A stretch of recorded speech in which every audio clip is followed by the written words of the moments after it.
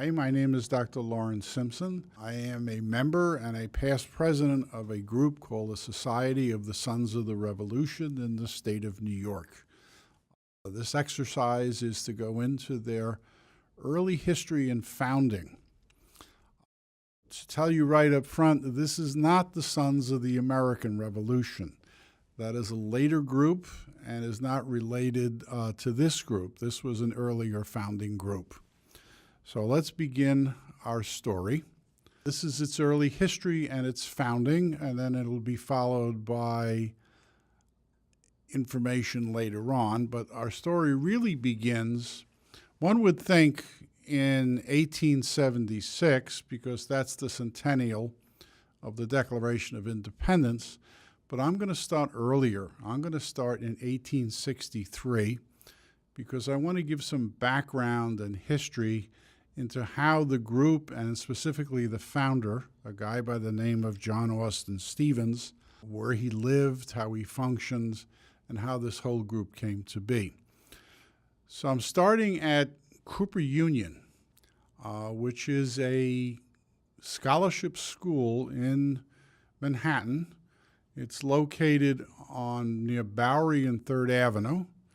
It was founded by Peter Cooper, who was an inventor, an entrepreneur. He lived in Gramercy Park, and he founded this school to aid boys who could not afford to get schooled in engineering.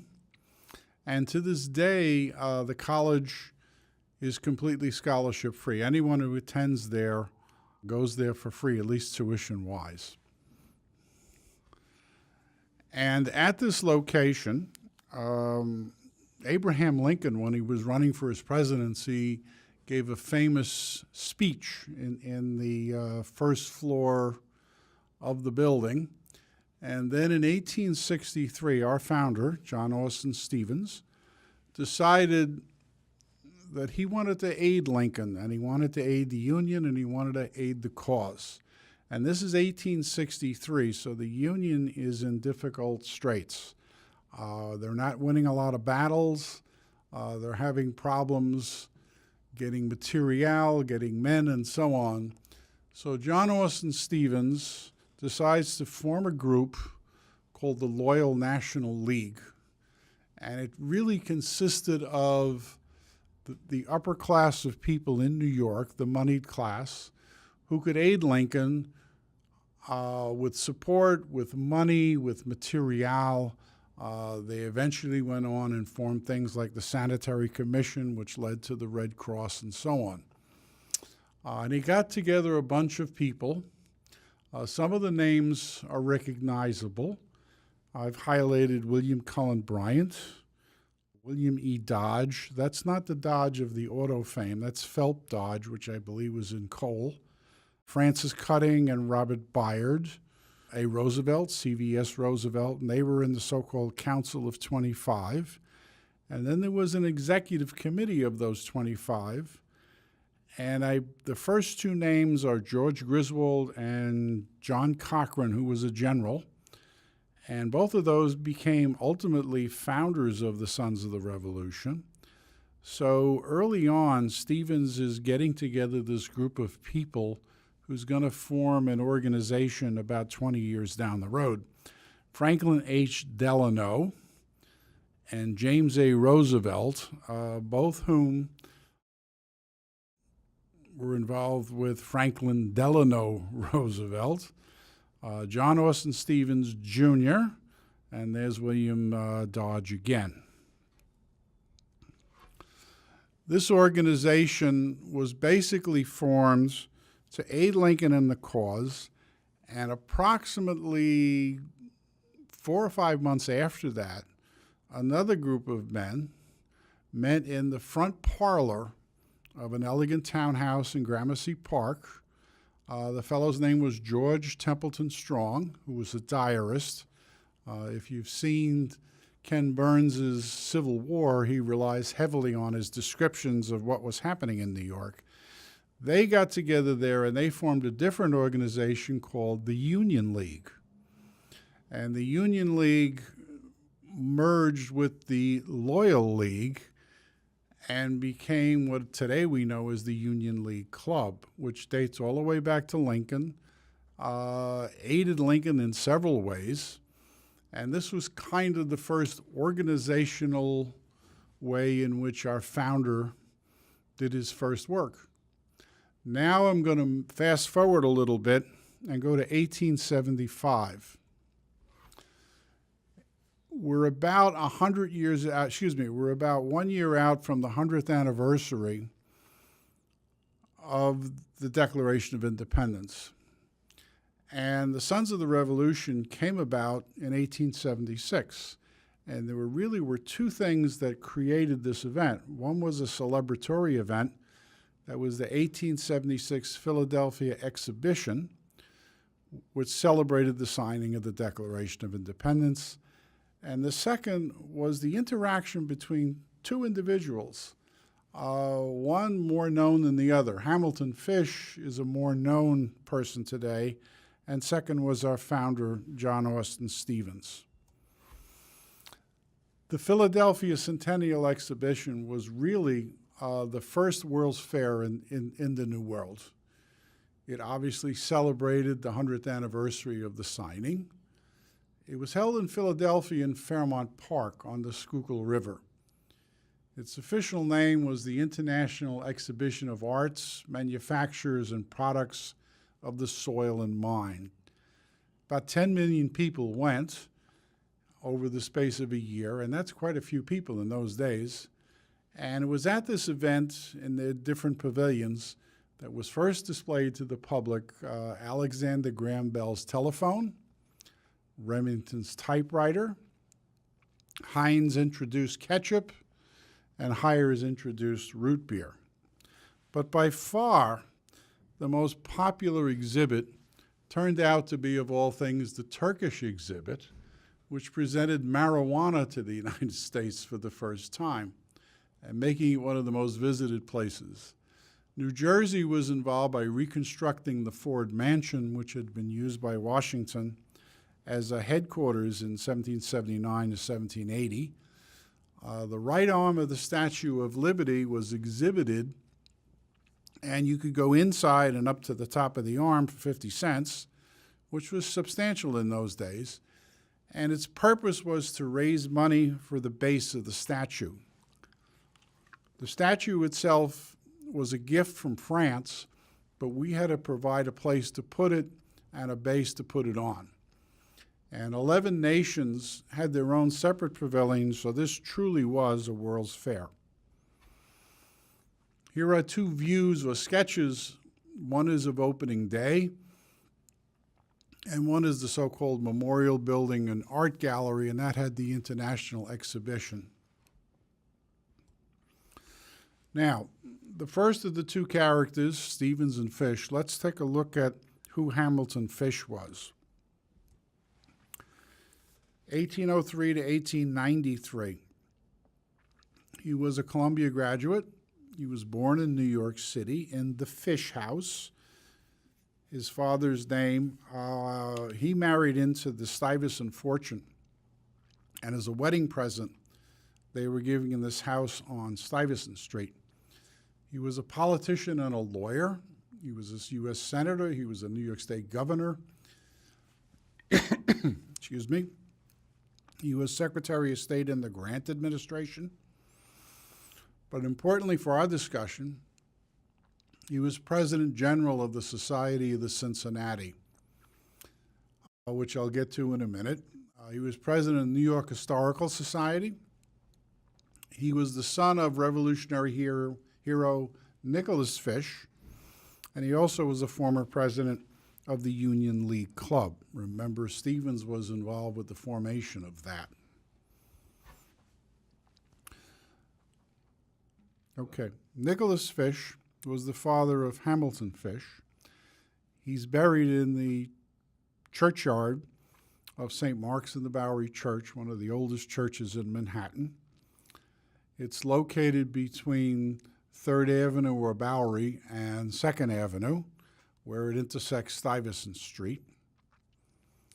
And the graveyard contains many famous old Dutch and Anglo names in Old Manhattan. The home where Hamilton Fish was born is obviously called the Fish House, but it's also known as the Stuyvesant Fish House. It was given as a wedding gift when Fish married by the Stuyvesant family. Today, if you lived in this house, you're the president of Cooper Union, which was the college I mentioned a little bit earlier. It's one of the perks of being president. Now we go to the founder, a little bit less known, a fellow by the name of John Austin Stevens. This is his formal portrait. It's in the gallery on the second floor of Fraunces Tavern, which is the headquarters of the New York Society of the Sons of the Revolution. And this gallery was brought together where everything was taken literally out of the attic or attics to really give a history of the society, and it was done when I was president. But John Austin's grandfather was a fellow named Ebenezer Stevens, who originally came from Boston. He took part in the Boston Tea Party. He was promoted to major at Ticonderoga. He fought at Bemis Heights and the Battle of Saratoga, a number of other things. He served under Lafayette in Virginia. He commanded artillery in the siege of Yorktown. And importantly, he also escorted Washington into New York City on the very last day of the Revolutionary War, which is called Evacuation Day, November 25th, 1783. And then when Washington died in 1799, a group of them got together in New York at St. Paul's Chapel, and Ebenezer served as a pallbearer. In the War of 1812, he was elevated to Major General. So this is grandfather. Grandfather married twice. The first wife, Rebecca Hogden, had one son, Horatio Gates Stevens, because he was a great fan of General Gates and named his first son after him. But she died in 1783, and he remarried. The second wife was Lucretia Ledyard. The Ledyard family comes from Connecticut in the New London area, and they had 5 sons, the youngest of which was John Austin Stevens Sr. That was our guy's father. And then John Austin Stevens married Abby Weld in 1825, and they had numerous daughters and one surviving son, John Austin Stevens. And then he, in turn, married Margaret Morris, and they had 2 daughters and 1 son. Why am I doing all of this? Basically, to give you a description of something called the Society of Cincinnati. At the end of the Revolutionary War, up near Newburgh, at von Steuben's headquarters, a group of Washington's officer corps got together and formed a society called the Society of Cincinnati. Cincinnati refers to not the city, but to Cincinnatus, the Roman, who was the perfect warrior. When Rome needed him for fighting, he went out, he fought for Rome, and then usually what tended to happen, like with Caesar, he came back and he became the emperor.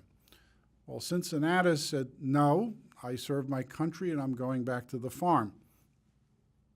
Sort of like what Washington did, because Washington is often compared to Cincinnatus. This society had the city named after it also. That's where Cincinnati, Ohio comes from. But in any event, in order to become a member of this society, originally, you had to be an officer in the Revolution. When this group started to die out, in order to continue the society, they came up with the concept of progenitor, which is very European. Essentially, the firstborn member of the family gets everything, and then succeeding members of that family do not. So in order to become a member of Cincinnati, you have to be the firstborn son of a firstborn son of a firstborn son, till you get back to the original officer in the officer corps. There are a couple of ways around this, but essentially, we're at the centennial of the Declaration of Independence. Our founder wants to attend Philadelphia, where the centennial is going to be, and he wants to go with a group associated with the revolution. And he is the firstborn son. But he's the fifth-born son of the father, so he's not the firstborn of the firstborn. So let's look at our founder. He was born in 1827 to 1910. Grandfather is Ebenezer. He's the son of John Austin Stevens. He's born in New York City in an area called St. John's Park. But he lived later on, when he got married, up near 15th Street and 5th Avenue. He later moved to East 22nd Street, near what is today the Flatiron District. He graduated from Harvard. He could have been a trust fund kid, meaning that he was rich enough so he really didn't have to work or do too much. But that was not John Austin Stevens. He was constantly involved in all kinds of things. He was an historian, a writer, a researcher, a lecturer. He founded and was the first editor of a magazine of American history. He was the founder of the Sons of the Revolution and its first president. He was founder of something called the Loyal National League, and then a third society, which we'll get to eventually, called the Society of 83. He was secretary of the New York Chamber of Commerce. He was a librarian, which was an elected position, not a paid position. If you wanted to go to the library of the New York Historical Society, you didn't go to the librarian, you went to the assistant librarian. That was the paid guy. And he left New York City when he retired in 1884, and he went to Newport, Rhode Island. Here's some example of John Austin Stevens' work. He wrote an article on early taverns, which was published. One of the taverns prominently featured, obviously, was Fraunces Tavern, whose history we'll go into. Here's an early copy of the Magazine of American History. He founded it. He did a lot of organizational material for it. The handwritten note there is actually someone wrote a letter to the editor with a question, and nowadays you'd send off an email, but back then they actually wrote a handwritten note to the person asking the question. He also published a book, a biography of Albert Gallatin. Not too well known today, but Albert Gallatin was a vestryman in Trinity Church. He was an early mayor of New York City. He was involved in several battles, and he also had married into the Stevens family. So this was really part of a series of books that had been published, and the Gallatin one was the first in the series. John Austin Stevens, as I mentioned, was a lecturer, a researcher, and a friend.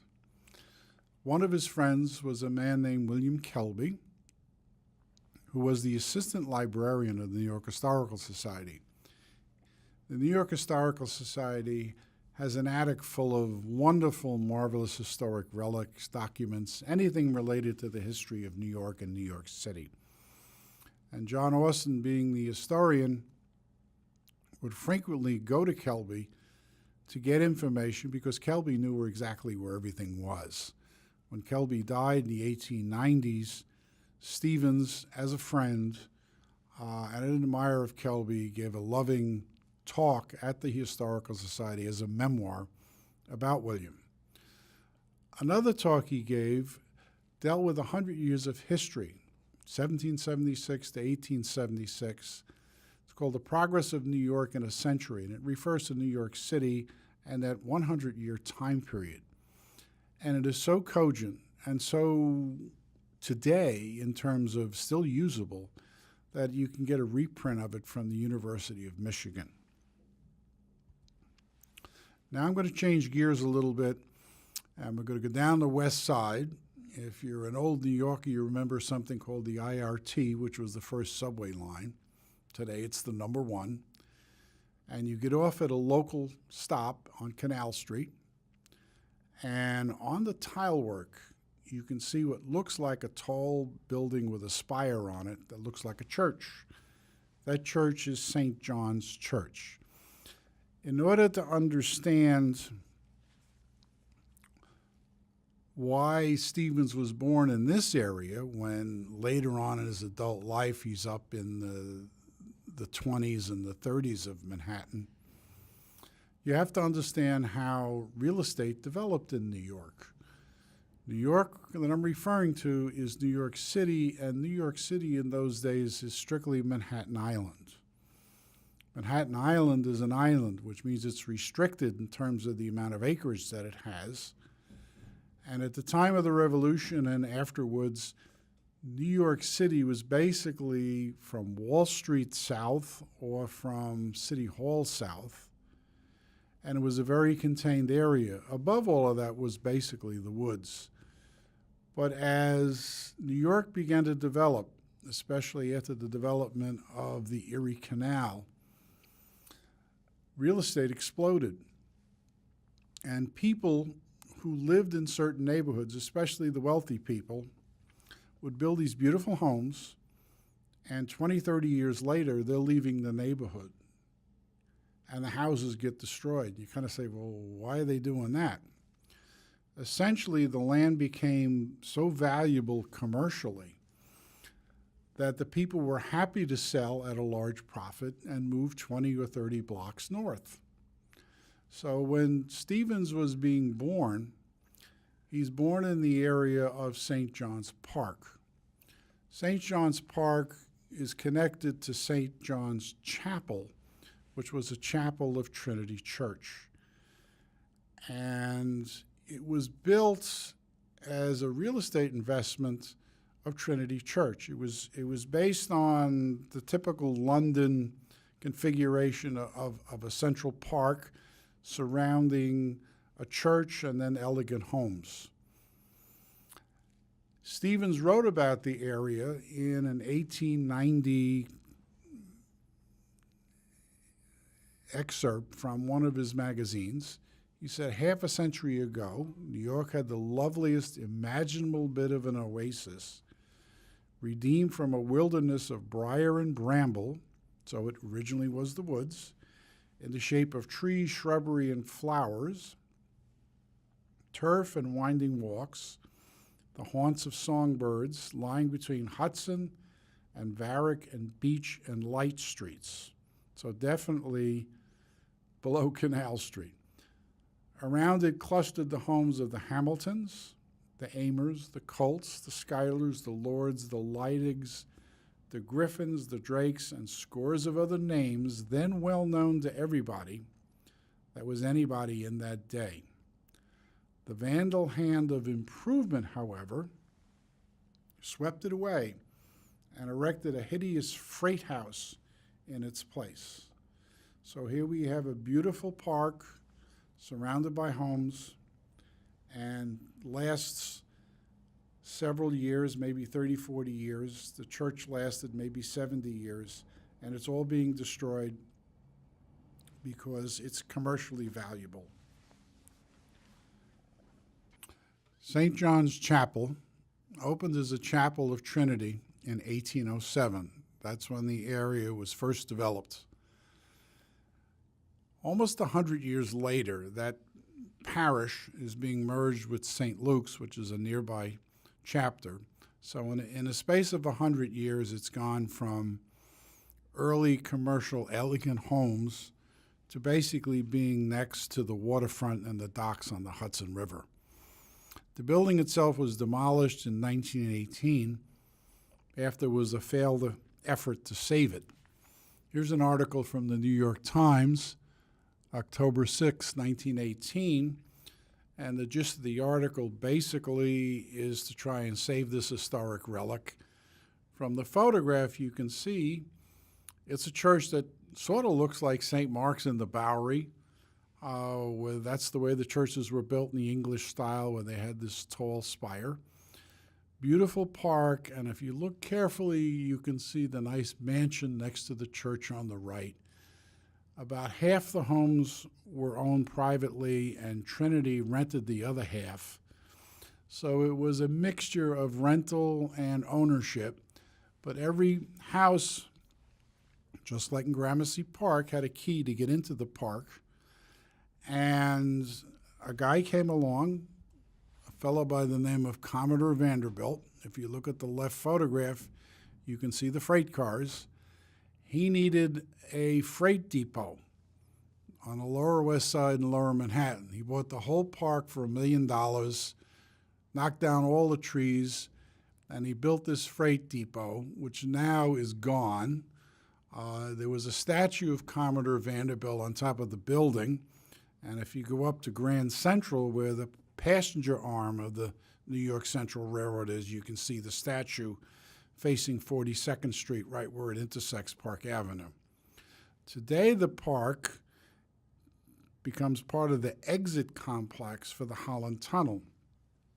If you come from New Jersey and you come out of the tube and go to the right, there's this arcing roadway which splits off in several different directions, some going to Varick, some going to the east side.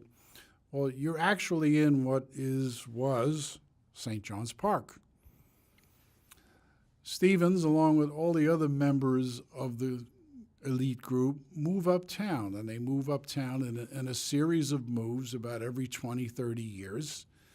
Stevens, towards the end of his stay in New York, which is in 1883-84, is living up around East 22nd Street, pretty much a stone's throw from the Flatiron Building. There were twin townhouses there. One was his and one was his father's. Today, they're gone, and what was in his place is a commercial floor on the bottom with an apartment building on top. The Flatiron District, the station there is 23rd Street, and the Transit Authority, or MTA now, got a little whimsical when they redid the tile. If you go look, you can see hats all over the tile work, and the hats really represent the famous people who lived in the area. This is the area in the time of Stevens. On the left is the original Union Club, which was on 5th Avenue and 21st Street. And behind the Union Club, you can see rows of nice, beautiful townhomes. That's what New York was, block after block after block. Edith Wharton, who wrote the book Age of Innocence, hated all of that because it was monotonous to her. Today, though, we like it because it's beautiful for that era. Picture on the right, you're looking north up 5th Avenue where it intersects 22nd Street. On the left, in the distance, you can see the famous 5th Avenue Hotel, which ultimately was torn down and became what was called a toy building. And to the right of that, you can see trees, and the trees are the trees of Madison Square Park. In front of those trees were the buildings you see on the right there. The building on the immediate right is the old Jockey Club, and then behind that was built the Flatiron Building, which was not New York's first skyscraper, but really was an ingenious way to use a weird triangular piece of property to put a skyscraper. Keenly interested in the coming national events, Mr. Stevens' feeling at this time are best described in the following letter, which I found in the archives in Fraunces Tavern. As a grandson of a founder of Cincinnati, I felt rather hard that I and those in my case could no longer be a recognized part in the Philadelphia Centennial. Remembering that a few years previously the Cincinnati had opened their gates, I wrote President General Fish to know if they intended to make any provision for descendants of other than elder sons of founders. Explanation. Stevens wants to go to Philadelphia to attend the Centennial. He wants to go with a group related to the Revolution. The only group that existed at that time was the Society of Cincinnati. But the problem of progenitor has come up, where Stevens is the firstborn son of his father, but the fifth-born son of his grandfather. So he is not able to join the group. But in 1854, the group did make some exceptions and bring in some people who were not firstborn sons. And Stevens is questioning Fish, will you do this again in this case? And the answer came back to Stevens, no.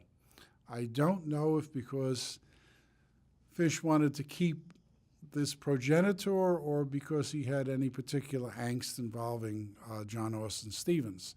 They were physically connected in terms of there were several instances where they lived near each other, they were both members of the New York Historical Society, and so on. So it's hard to read between the lines, but it's pretty clear that President General Fish did not want to change the rules of the Society of Cincinnati. What then does one do? Well, an idea was formed in 1875 in the second floor library of the New York Historical Society. Three men typically would meet on every Friday afternoon, and in those days you didn't have the interference of radio, television, the internet. They would get together and talk about things historical. What better place to do it than the New York Historical Society? And they were John Austin Stevens, William Kelby, who was the paid employee, the assistant librarian, and a person called Asa Bird Gardner, who was a member of Cincinnati. He also was a professor of law at West Point, and as you'll find later on, was also a district attorney in Tammany, New York, which was the local Democratic association that held a tight grip on the politics. In those days, the New York Historical Society was located on 2nd Avenue off of 11th Street. Nowadays, the New York Historical Society is a beautiful building up on the west side next to the Museum of Natural History. It's on Central Park West, about 79th Street. If you look at the photograph here, you'll see it's only a two-story building. The library was on the second floor.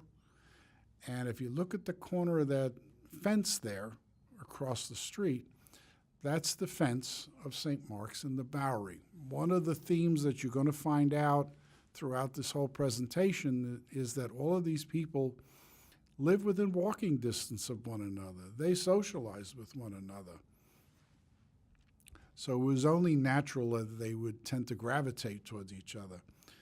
Here is the sketch of what that second floor library looked like with its paintings and statuary and books. So they had plenty to look at.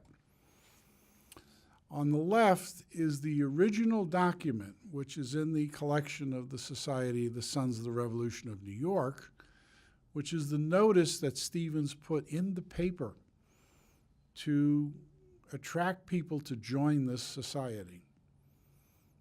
It's kind of hard to read, so what I've done is reprinted it here.